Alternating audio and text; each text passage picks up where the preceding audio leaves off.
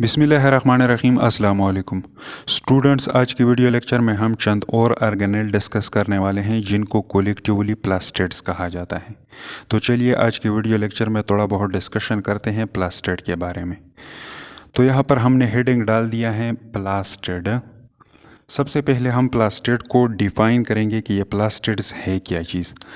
These are membrane bounded. ये plastid structure जो हैं इनके इर्द गिर्द मेम्ब्रेन लिपटी हुई होती हैं, मोस्टली पिगमेंट कंटेनिंग बॉडी। और ये प्लास्टिड ऐसे ऑर्गेनेल है जिनके अंदर पिगमेंटेड मॉलिक्यूल मौजूद है। ये पिगमेंटेड मॉलिक्यूल्स पर मुश्तमिल होती है ये plastid. Present in the plant cell, और ये पौधों के सेलों में पाए जाते हैं ये प्लास्टिड। ये एनिमल सेल के अंदर एब्सेंट होते हैं, आर कॉल्ड प्लास्टिड। इन स्ट्रक्चर को प्लास्टिड कहा जाता है। मतलब प्लास्टिड क्या है? ये मेम्ब्रेन बाउंडेड ऑर्गेनेल्स होते हैं और इनके अंदर पिगमेंटेड मॉलिक्यूल मौजूद होते हैं, और ये सिर्फ प्लांट के सेलों में पाए जाते हैं प्लास्टिड। इसके अलावा एनिमल सेल के अंदर ये एब्सेंट होते हैं, और इन ही स्ट्रक्चर को हम प्लास्टिड का नाम देते हैं। अब आगे जाते हैं और इसके टाइप डिस्कस करते हैं। ये तो हो गया इसका डिफिनीशन। तो ये प्लास्टिड जो है ये प्लांट सेल के अंदर तीन फॉर्म में, बेसिकली तीन हालतों में ये पाया जाता है। एक को कहा जाता है क्लोरोप्लास्ट, दूसरे को कहा जाता है क्रोमोप्लास्ट, और थर्ड वन जो होता है वो होता है ल्यूकोप्लास्ट। तो चलिए अब इन टाइप्स को बारी बारी डिस्कस करते हैं। तो फर्स्ट ऑफ ऑल हम डिस्कशन करेंगे क्लोरोप्लास्ट के बारे में। सबसे पहले इसकी मीनिंग देखेंगे। तो ये क्लोरोप्लास्ट जो है ये दो अल्फाजों से मिलकर बना हुआ एक वर्ड है। इसमें फर्स्ट वन है क्लोरो एंड सेकंड वन है प्लास्ट।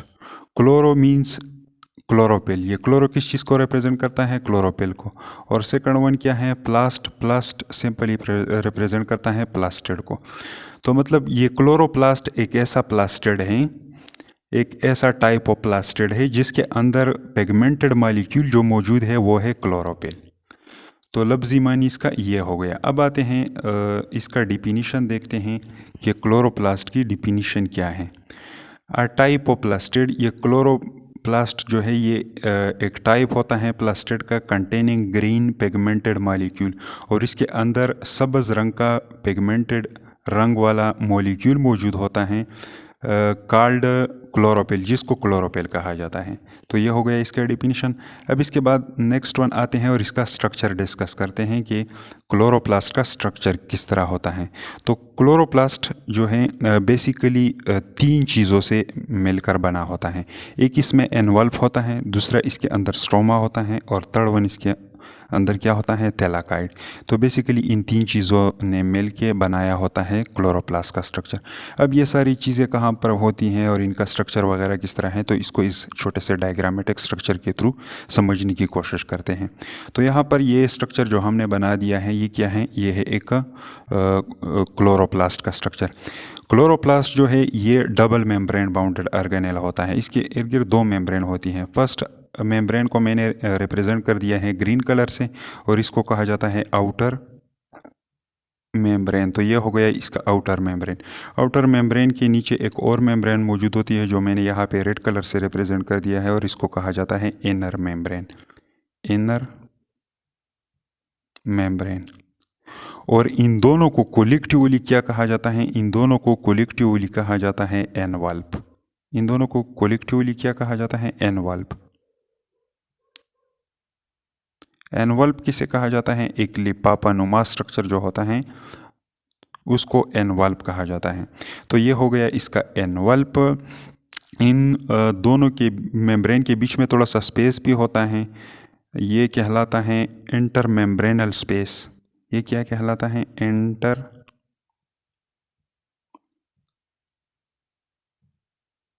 Membranal space. तो ये हो गया इंटर मेम्ब्रेनल स्पेस।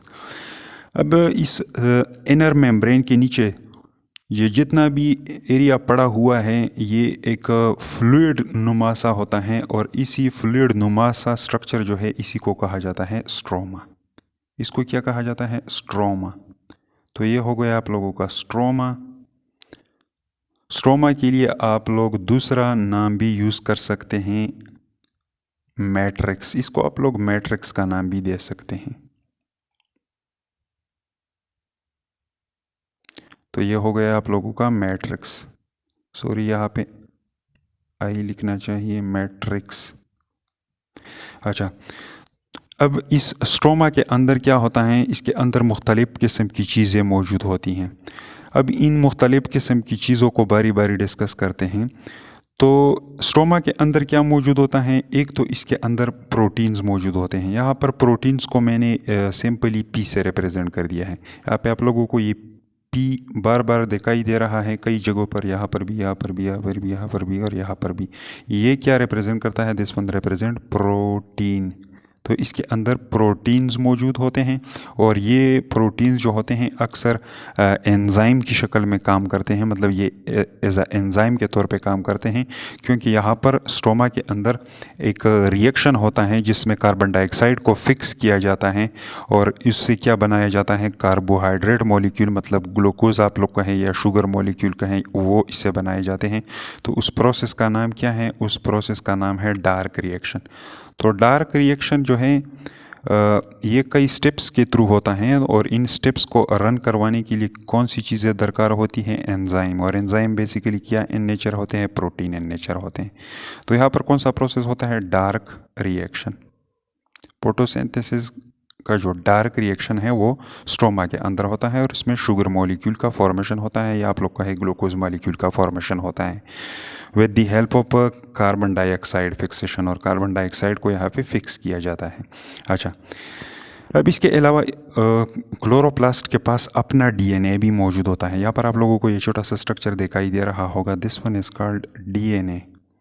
एक छोटा सा डीएनए भी इसके पास अपना मौजूद होता है और इसके अलावा इसके पास अपना आरएनए भी मौजूद होता है। यहाँ पर ये स्ट्रक्चर आप लोगों को दिखाई दे रहा होगा, ये दागानुमा, ये क्या है, दिस वन इज आरएनए।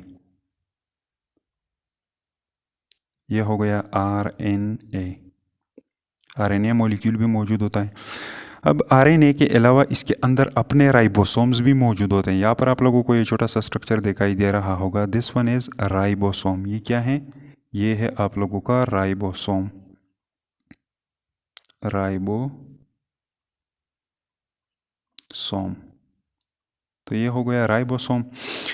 अब यहाँ पर ये तीन चीज़ें, मतलब डीएनए, आरएनए, राइबोसोम, ये तीन चीज़ें जिस स्ट्रक्चर के अंदर पाई जाती है, ऐसे स्ट्रक्चर को हमने पिछले वीडियो लेक्चर्स में नाम दिया था, जिसके पास अपना राइबोसोम्स हों, इसके अलावा उसके पास अपना आरएनए हो, डीएनए हो, तो ऐसे स्ट्रक्चर को हमने नाम दिया था सेल्फ रिप्लिकेटिंग ऑर्गेनेल।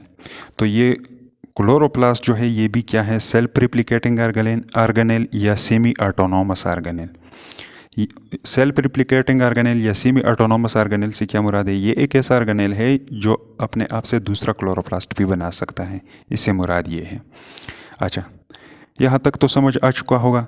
अब इसके बाद यहाँ पर इस स्ट्रोमा रीजन में कुछ और तिलीनुमा स्ट्रक्चर्स पाए जाते हैं जिनको थैलाकाइड्स कहा जाता है, और ये थैलाकाइड एक दूसरे के ऊपर अंबार होते हैं। इनका एक फाइल होता है, जिस तरह सिक्के एक दूसरे के ऊपर रख दिए जाते हैं और उससे एक स्टैक बन जाता है, एक अंबार बन जाता है।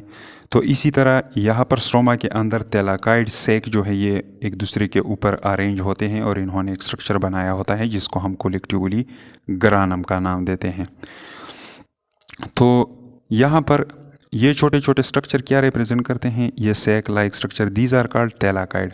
और थैलाकाइड जब आपस में अंबार हो जाए तो इससे जो स्ट्रक्चर बनता है ये पूरा स्टैक लाइक स्ट्रक्चर, जिस तरह सिक्के एक दूसरे के ऊपर रखे जाएं, तो इस पूरे स्ट्रक्चर को फिर हम नाम देते हैं ग्रानम।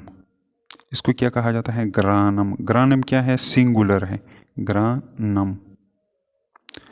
और बहुत सारे ग्रानम जब आपस में इकट्ठे किए जाए, मतलब ये एक ग्रानम हो गया, ये दूसरा ग्रानम हो गया, तो फिर इनको कलेक्टिवली ग्राना कहा जाता है या ग्रेना आप लोग कह सकते हैं। अच्छा, तो ये तो हो गई ग्रानम। एक ग्रानम के अंदर तकरीबन 50 या 50 से ऊपर थैलाकाइड्स सेक्स मौजूद होते हैं। एक ग्रानम के अंदर तकरीबन 50 या 50 से ज़्यादा थैलाकाइड सेक मौजूद होते हैं। अब ये ग्रानम जो है यहाँ पर स्ट्रोमा में, ये एक दूसरे के साथ एक पट्टी नुमा स्ट्रक्चर के ज़रिए अटैच होते हैं और इस पट्टी नुमा स्ट्रक्चर को कहा जाता है इंटरग्रानम लेमिली। इसको इंटरग्रानम लेमिली कहा जाता है। बाहर साइड पे जगह कम है इसलिए मैं यहाँ पे सेंटर में लिख देता हूँ। इसको क्या कहा जाता है? इंटरग्रानम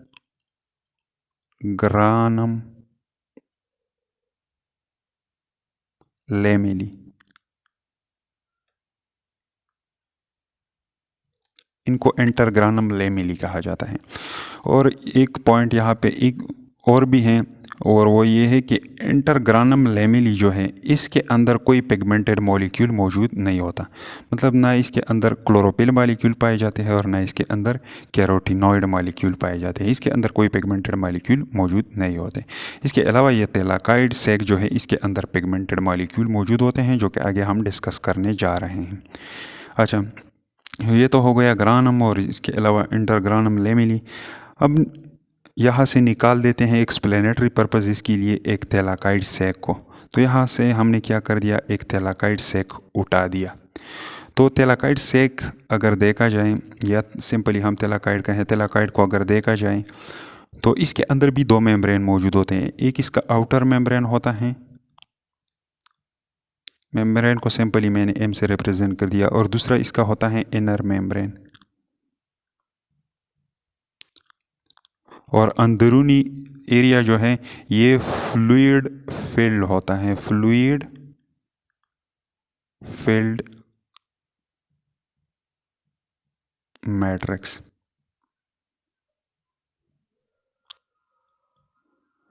अच्छा, अंदरूनी एरिया को मैट्रिक्स कहा जाता है और ये माया से भरा होता है।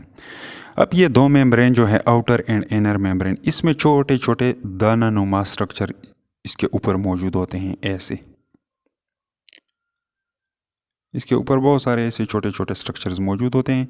इन छोटे छोटे दानानुमा स्ट्रक्चर्स को कहा जाता है क्वांटासोम। इनको क्या कहा जाता है?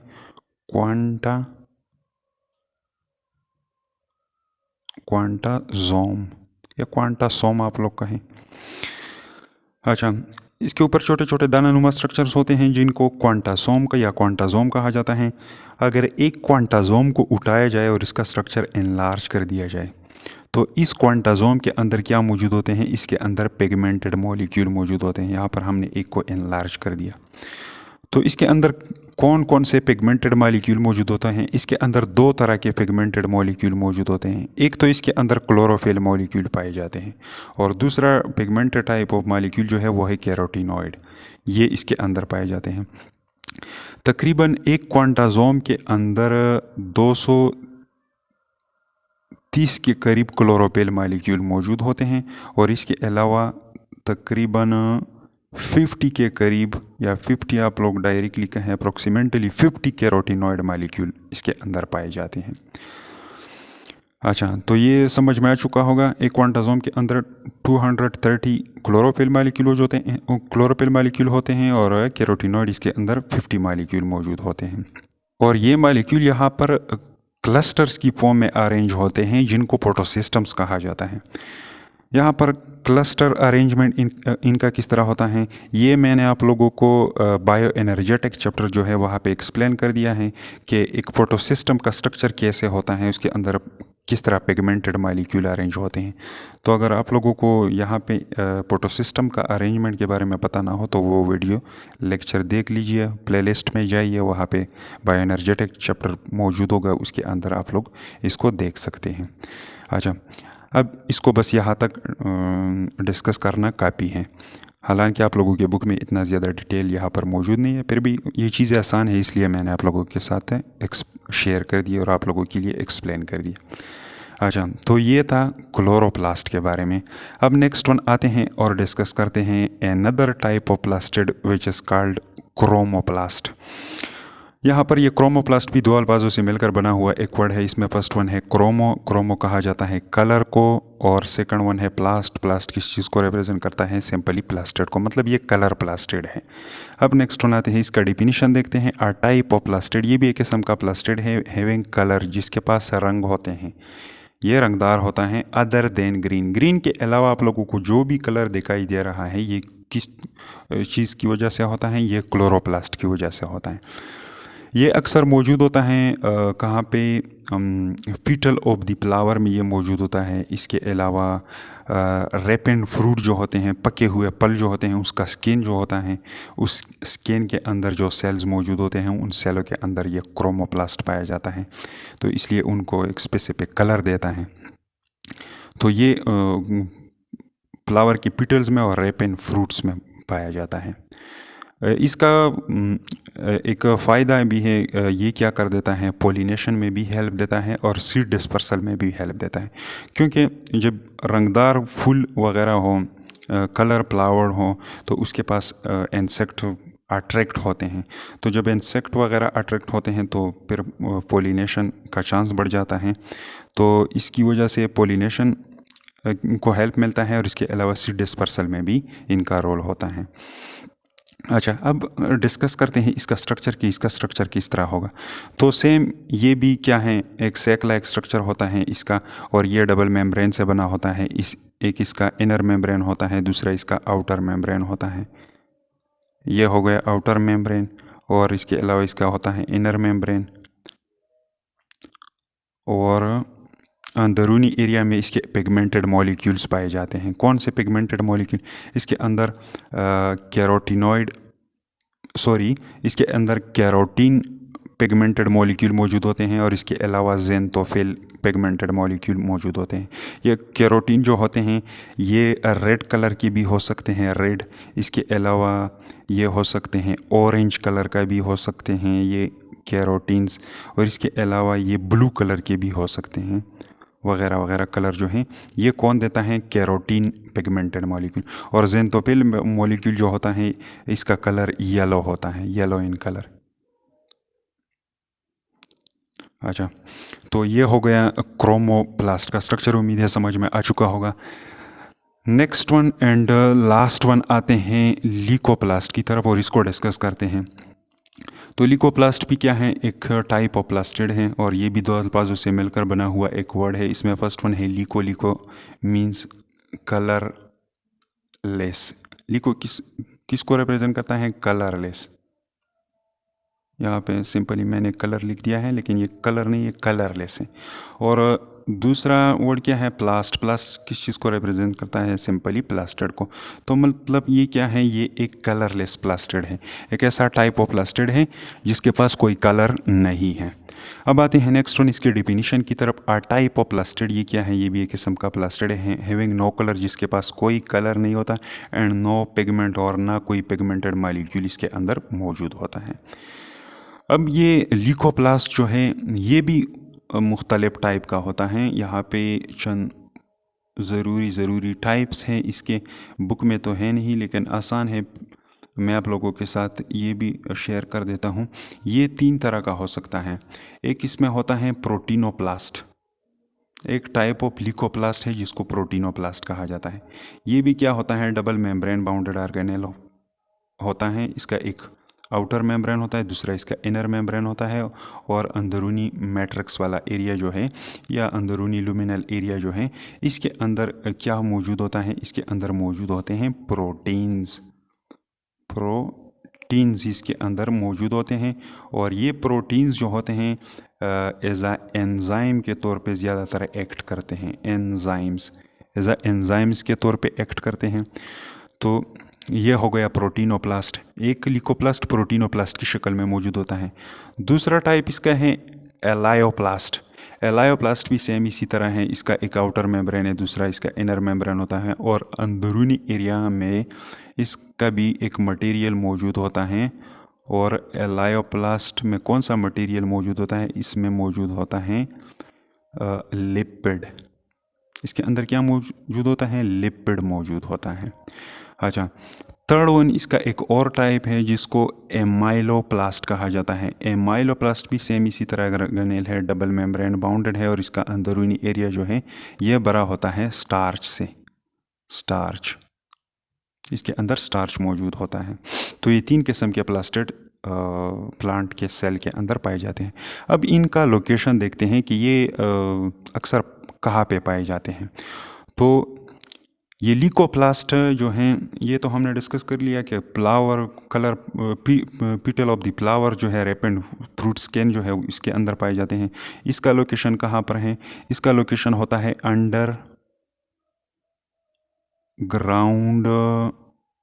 Underground stem and roots of plant. Underground stems और रूट ऑफ द प्लांट जो होते हैं उसके अंदर जो सेल्स मौजूद होते हैं वहाँ पर ये प्रोटीनोप्लास्ट, एलायोप्लास्ट, एमाइलोप्लास्ट ये सारे ऑर्गेनेल पाए जाते हैं। और इनका बेसिक काम क्या होता है? Storage of the material. ये प्रोटीन को स्टोर कर लेता है, ये लिपिड को स्टोर कर लेता है, और ये स्टार्च को मतलब कार्बोहाइड्रेट को स्टोर कर लेता है। तो अच्छा, ये तो थोड़ा बहुत प्लास्टिड के बारे में उम्मीद है समझ में आ चुका होगा। नेक्स्ट वीडियो लेक्चर में हम न्यूक्लियस के बारे में पढ़ेंगे।